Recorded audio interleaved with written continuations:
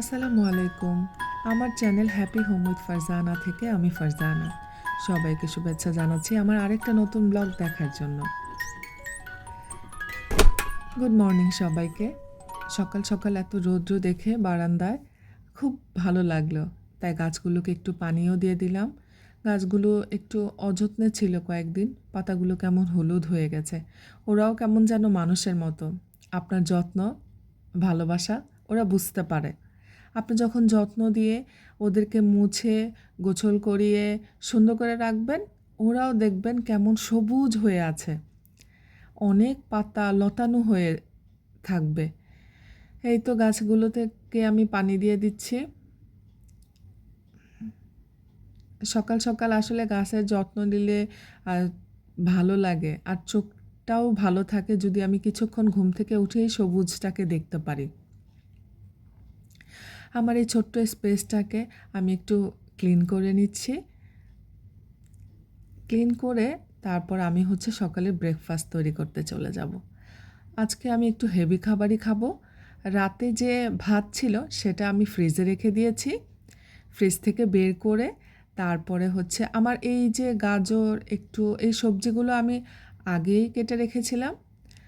তারপরে একটু চাইনিজ টাইপের বা এরকম স্টাইলে রান্না করব।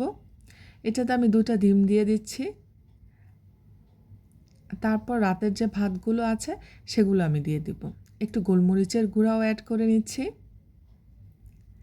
আর একটু ম্যাজিক মশলাও দিয়ে দিচ্ছি।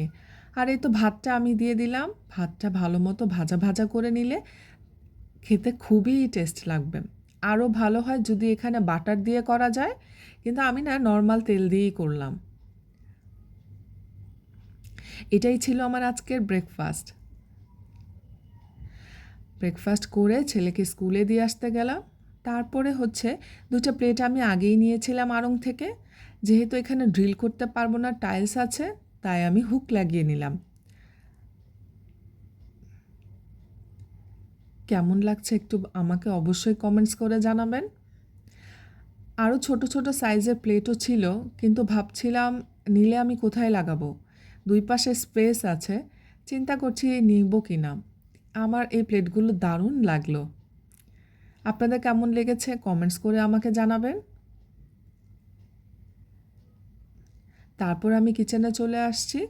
কিচেনে চলে এসে এখন আমি দুপুরের রান্নাটা করে ফেলবো। আজকে আমি লোট্টা মাছের একটা ভর্তা রেসিপি করব। এতে আমি রসুন, শুকনা মরিচ, পেঁয়াজ প্রথম ব্লেন্ড করে নিব।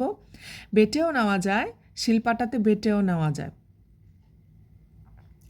তারপর লোট্টা মাছটা আমি গরম পানিতে ভালো মতো ধুয়ে নিব।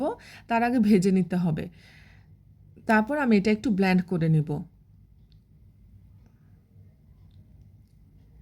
অল্প একটু পানি দিয়ে এটা একটু ব্লেন্ড করে নিয়েছি। আর এই রান্নাটা হবে সরিষার তেলে। তো প্রথমে একটু সরিষার তেল দিয়ে নিচ্ছি। তাতে আমি অ্যাড করব রসুন, আর একটু কাঁচা শুকনা মরিচ।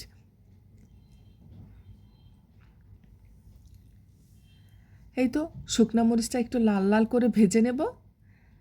তারপর পেঁয়াজ তো আমার আগে ছিল। এক একজন আসলে লোট্টা মাছের ভর্তাটা এক এক রকমভাবে করে, তবে আমি এইভাবেই করি।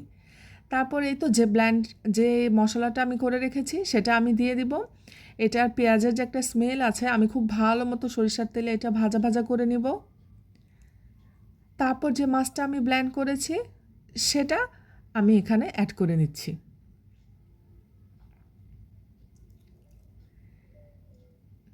অ্যাড করে তারপর ভালো মতো এটা মশলার সাথে মিশাবো।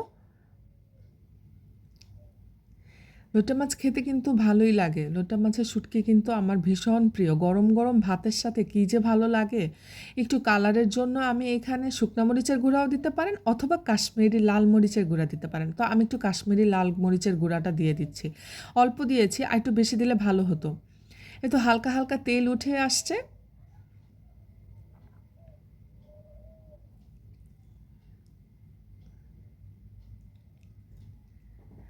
ঢাকা দিয়ে কিছুক্ষণ রেখে দিয়ে তারপর এটাতে একটু ধনেপাতা অ্যাড করব। আপনি ইচ্ছা করলে হলুদও দিতে পারেন, কিন্তু আমি হলুদটা অ্যাভয়েড করলাম। তারপর আমি আমার সেকেন্ড রান্নায় চলে যাচ্ছি। একটু পেঁয়াজটা ভালো মতো লাল করে নিব। এটা হচ্ছে মাছ দিয়ে আমরা তো কচুরছড়ি বলি, আপনারা কি বলেন সেটা আমাকে জানাবেন। এখানে হলুদ, মরিচ, ধনে এবং আদা, রসুন ও হচ্ছে কাঁচামরিচ একসাথে করে আমি অ্যাড করে দিলাম। তেলে প্রথমে এটা ভেজে নেব যাতে মশলার স্মেলটা একটু কম থাকে। তারপর হচ্ছে আমি একটু পানি দিয়ে দিব। এই তো কচুরছড়িটা হালকা একটু সিদ্ধ করে নিলে ভালো হয়।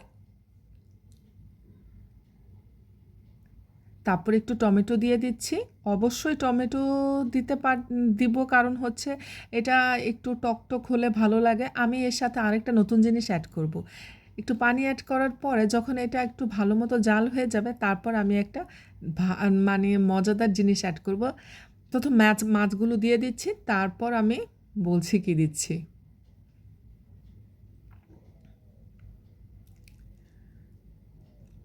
আমি এটা তেলাপিয়া মাছ দিয়ে করেছি। তেলাপিয়া মাছটা প্রথম ভেজে রেখেছি। এরপর আমি এইটাতে তেঁতুল দিয়ে দিয়েছি। আমি তেঁতুল দিয়ে কচুরছড়ি খাই এবং টমেটোও অ্যাড করি। একটু টক হলে এটা খেতে দারুণ লাগে। এই তো গরম ভাতটা নিয়ে নিলাম।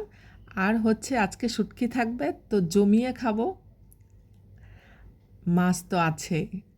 আল্লাহ হাফেজ।